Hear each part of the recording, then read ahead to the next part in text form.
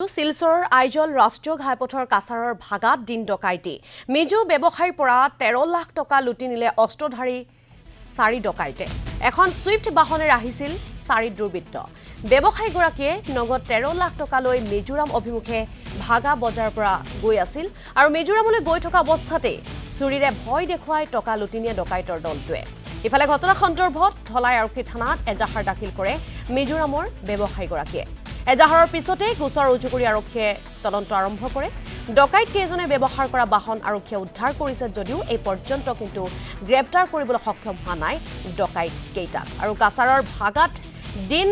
ডকাইতি এখন সুইফট বাহনেৰে আহিছিল সেই 4 দুৰ্বৃত্ত আৰু মিজু ব্যৱসায়ীৰ পৰা 13 লাখ টকা লুটি লৈ যায় সেই অস্ত্ৰধাৰী 4 ডকাইতে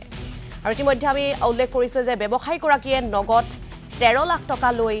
উধাও হয় আৰু যেহেতু মিজোৰাম অভিমুখে ভাগা বজাৰৰ পৰা গৈ আছিল আৰু মিজোৰামলৈ গৈ থকা অৱস্থাতে চুৰিৰে ভয় দেখুৱাই টকা লুটি লৈ যায় ডকাইতৰ দলটোৱে আৰু ইফালে ঘটনা সন্দৰ্ভত ধলাই আৰক্ষী থানাত এজাহাৰ দাখিল কৰে মিজোৰামৰ ব্যৱসায়ীজনে এজাহাৰৰ পিছতে গোচৰ ৰুজু কৰি আৰক্ষীয়ে তদন্ত আৰম্ভ কৰিছে আৰু ডকাইত কেজনে ব্যৱহাৰ কৰা বাহন আৰক্ষীয়ে উদ্ধাৰ কৰিছে কিন্তু তাৰ পাছতো এই পৰ্যন্ত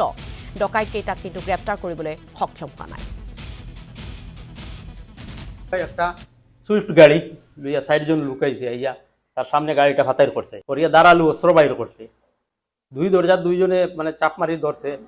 আর একজনে হাত ঢুকাই যায় একটু গ্লাস খোলা হলো আর টুকাইয়া গ্লাসটা পুরা লামাই লিছি তা খুলছে খুলিয়া ভিতরে ঢুকিয়া ব্যাগটা লইয়া তারা 4 জনে দুইজন দৌড়িয়া গাড়ি বাইরে উঠিছে আর দুইজন দৌড়িয়া মানে বন্দেদি গিয়া ফসমিন দিকে গেছে গিয়া ঘটনার জড়িত কিছু মানুষ চিনছি আমরা সঙ্গে সঙ্গে দলাইত গেছি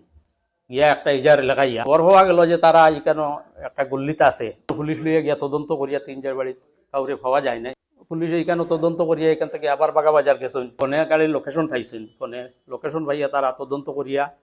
গিয়া গাড়িটা শিলচার রেইমোর দোকানের গিয়া এখানে ভিতরে সাবাসুর হয় এখানে একটা নাগাবস্তি আছে